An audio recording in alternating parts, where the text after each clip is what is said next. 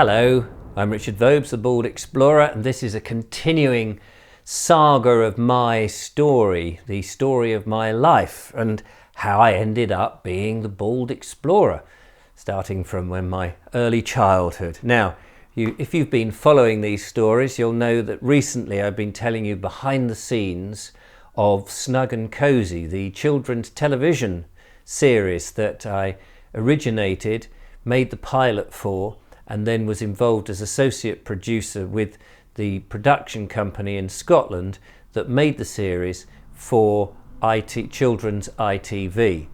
Now, if I lack a bit of luster in this episode, I've got a bit of a nose cold at the moment, so apologies for that. So sorry if I haven't put out one of these for a while, been busy with various other bits and bobs, but we're here now. So Snug and Cozi came to an end, but didn't quite disappear totally, because we were offered a pantomime. This was, I think, in 1998 or 1999. I can't remember the year. I know that we hadn't been on screen for a while, and I just thought when the offer came through, no one's going to remember who the hell we were. But before we get to that, I just want to talk about some other more important things that was going on in my life, just as the Snug and Cozi saga, the whole years of Snug and Cozi started. And that was the birth of my second two children. My eldest, Stanley, was born in 1990. My second, Georgie, was born really while I was making the ghost film story that I told you about on 16mm in 1993.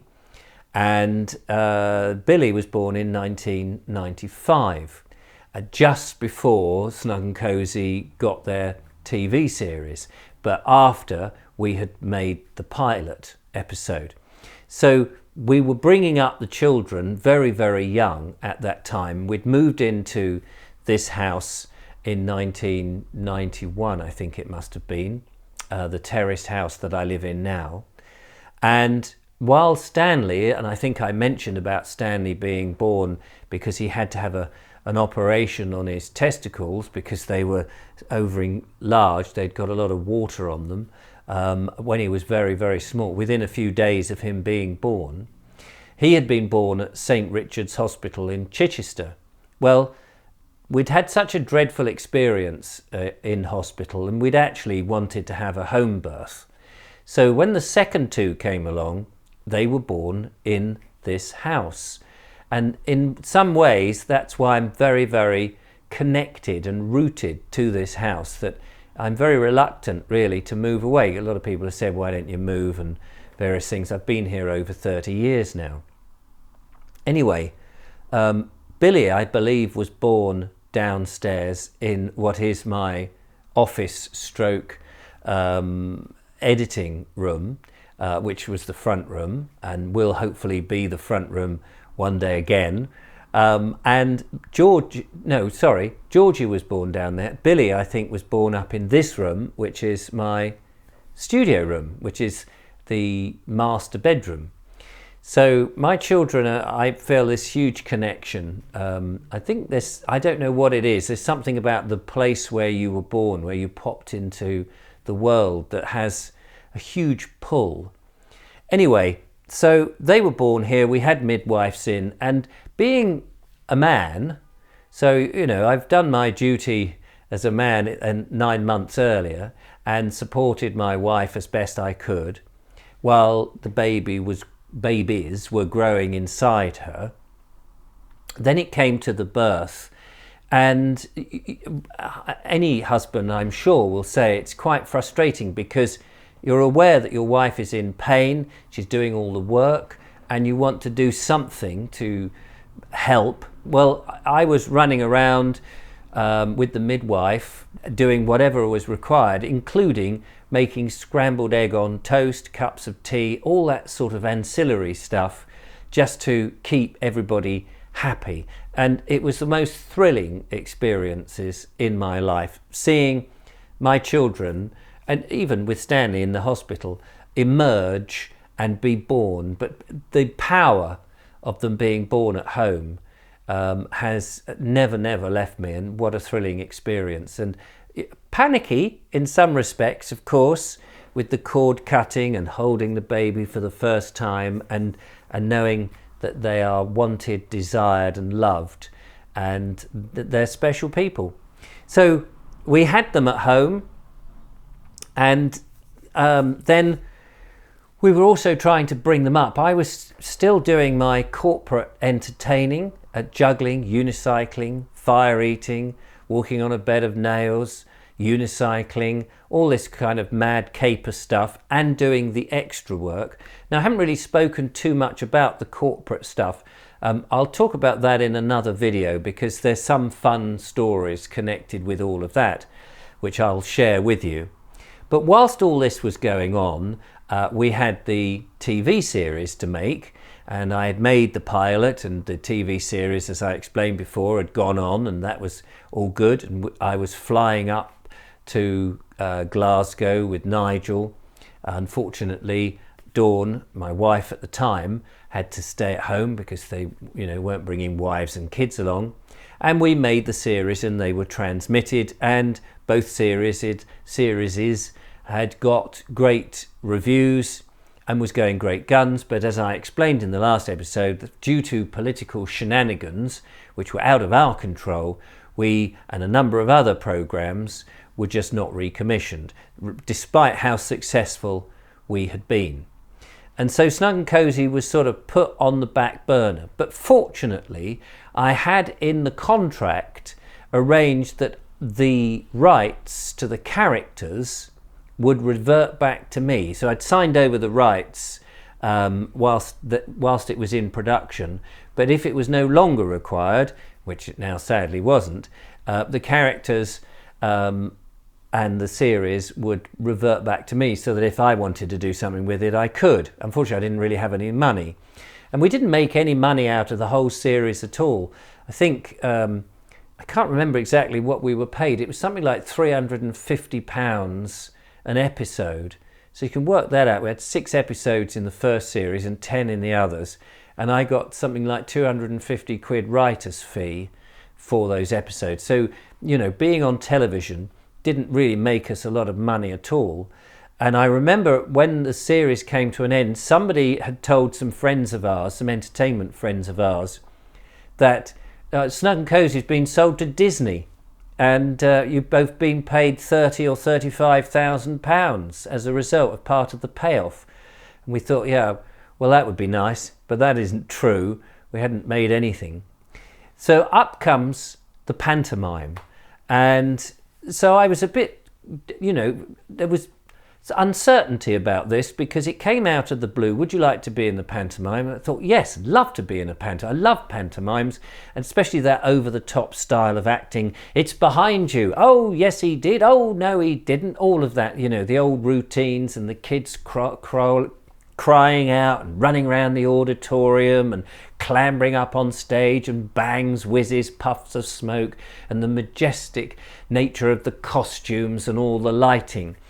So I was very interested to know where it was going to be and what the run was going to be. It turned out it was going to be in Doncaster. I didn't really know Doncaster at that time, and it was in the Civic Theatre. So it wasn't your most prestigious of theatres, but, it was a pantomime. We were going to be paid, and we were the headline stars. And in fact, here, I've got the old poster. Here it is, Snug and Cozi and Cinderella, children's television stars, it says. Cinderella, we were to play what is, I suppose, classically known as the broker's men. We weren't the broker's men at all. Buttons was a local comic called Neil Wheatley, who had most of the lines, and we had Ugly Sisters. We also had Cinderella, of course, the Baron, Dandino, and Prince Charming. And yes, so it was the 11th of December to the 4th of January was the run. So I think that's only about, is that 3 weeks? It was only a 3-week run, 3 or 4 weeks, can't remember now. So I thought, right, okay, that sounds great. But the thing about doing the pantomime is it was in the corporate entertainment business, one of the best times for making money, and you had to make as much money as you could in December, because January, February and March were very lean months for corporate entertainment. So December and early January was where the plum jobs were, and you could make quite a bit of money. So I would be sacrificing that income to do the pantomime. But we were headline stars. So as headline stars, of course, we would be being paid megabucks, because you see all these soap stars appearing in pantomimes being paid megabucks. So that was the run. So how much would we be paid was the question I asked. And we were told £650 a week, which was basically the equity minimum for a member of the cast. And I thought, well, that's ridiculous. I get far more money at Christmas time, when everybody wants entertainers on the corporate circuit, and you can up your fee to things like £350 for a couple of hours. This was £650 for a whole week. And that's a week plus matinees. So that's 2 performances a day, every day.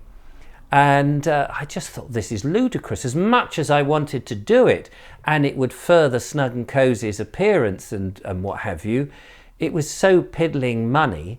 I had a family to support back at home and would have to pay digs up there to do it. And I spoke to Nigel, who was over the moon to be doing it. He only had himself. He didn't have any children. He was at this point, I think, also divorced and living on his own. So he didn't need a huge amount of money, and he loved to do pantomime. And I said to him, but I can't afford to do this. And he was gutted. I said, but I'm going to go back to them and see if I can renegotiate. So I went back and I said, I'm sorry, £650 for headline stars on a pantomime, regardless that it's at the Civic Centre in Doncaster. I said, I'm sorry, if you want Snug and Cozi, we're a bit more expensive than that, thank you very much. And I left it at that, and so the person I was talking to, the producers, put the phone down and we waited. And then they came back and they said, well, would you settle for £1,000 a week? Now, I'm not a greedy person, and headline stars were probably making like 10,000 a week, you know, a lot more than what any of that. But I knew that Nigel was very keen to do it, because he didn't have the corporate work that I had, or at least not as much of it that I had. And I hated doing the corporate work during the Christmas rush, because you'd have 2 shows a day, but not in the same venue. And there was all this business about getting there, parking, going in, doing the stuff, round tables, people getting drunk and not appreciating what you're doing and all of this. So I figured, do you know what? I know I could still make more money doing the corporate stuff, but I'm not greedy. And so that would be £3,000 over the Christmas period, plus the £650 they would only pay for the rehearsal, which was fair enough. So I said, yep, we'll do it. And so Nigel was happy, I was happy, and I had enough money to get us through. It would be still lean because, you know, we had a mortgage, we had the 3 children, Dawn wasn't working, it was only me, and then January, February, March was going to be lean. And of course, I wasn't able to sort of play on the TV side of things because we were no longer on the telly and hadn't been on the telly since 1997. So I wasn't in too big a position to argue my case, but, you know, I thought it was worth giving it a try. So that's what we had. Now, Nigel and I had a couple of routines that we had to do on our own that we could rehearse and put all the props together. And we had this dustbin that fired all sorts of bits and bobs. The other thing is, because they spoke gobbledygook, the writer of this pantomime said, well, you need to speak English because we've got lines in the play. I mean, effectively, we were replacing the broker's men. So we had to in some fashion have all these lines that we would adapt to Snug and Cozi, but we couldn't do it in gobbledygook, which suited us because it was nice. So our routine involved us hearing the rocket crash in the world of Cinderella. I mean, it was a bizarre concept, but there you are. And you'd hear that. We came staggering on the stage in a puff of smoke, talking gibberish. And we find a dictionary. We start to eat the dictionary, and we're actually eating words, which we then discover we are actually speaking in English, and the kids could understand us. Then we had a whole other routine where we ended up squirting everybody with water and bits and bobs and confetti going up and all this sort of nonsense.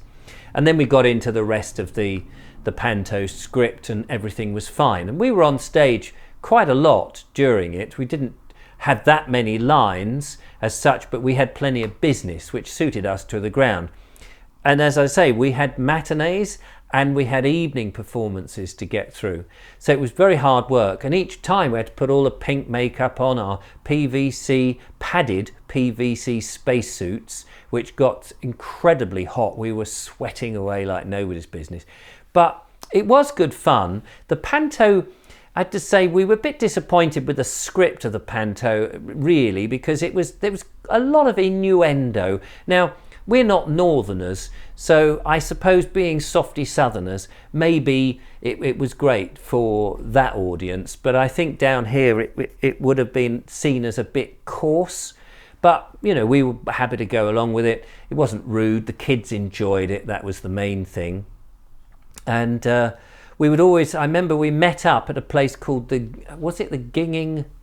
Gingham Cafe or something, and we would meet up for breakfast, and then I would go over onto the stage and rehearse my various bits of routine. I ended up being the only one there. You know, as soon as it opened, I was on that stage practicing and doing stuff. I loved that whole business. Other people would wander in later on, but I was just that keen person who was there, and I wouldn't go out after the panto and go drinking and lie in. I couldn't do that. I think probably I was the only one, but that's been me. I just love working and I loved the business and I enjoyed it immensely.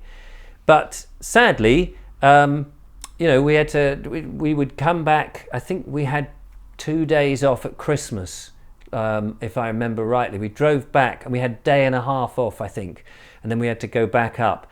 I believe somehow or other, I'm not quite sure, my kids, I can't remember if they came up now and saw the panto. I'll have to ask them. They may have missed it. We were hoping to get a video copy of it, but I don't think we ever did. But anyway, that was the last proper engagement for Snug and Cozi. But the lady that played Prince Charming, or the young woman that played Prince Charming, Annie Sanger-Davis, I was very impressed with her because I thought she would make a fantastic Deirdre Dimple, because at that time I was writing the script for my next television series. It didn't go, but it was called The Boneheads, and Nigel and I were these overgrown schoolboys who meet at Wally and Jeffrey, and meet up with Deirdre Dimple at Snod Hill. Now, in the last time I did the video, I linked to it. I'll link again if you didn't see the Boneheads. No, wait a minute, they were called the Dimwits. Sorry, I've further made another series called the Dimwits. I'll link to both. But the Bonehead, the Dimwits, they were the Dimwits. Is that right? Or the Bonehead? No, they were the Bonehead. Oh, I'm getting myself confused. They were the same character. We did a further idea for television, a pilot, and that was the same characters but now grown up. So the first lot were overgrown school kids. The second were them, you know, having got a job and doing things. But I submitted those and nobody wanted them. It was as if somehow or other, at some point I had overstepped the line, I think, probably, and people weren't interested in any, and I kept making pilots. I'll talk about the other pilots that I made, I was desperate to get into television. It was my genre. Making videos and stuff has been my genre. And you can see that is, you know, I love this medium. And I was desperate. That was it. We didn't have YouTube then. So I was desperate to get into it. But nobody would have me. And maybe I'm just too difficult to work with. Probably. Anyway, I've waffled on rather a lot. Thank you very much for watching this. Don't forget to follow, like and subscribe. Give us a thumbs up. Sorry I'm not quite so animated in this one. I've got this head cold which is slowly going. But I will be out and about doing my usual in the meantime. Take care. Thanks for watching. Bye-bye.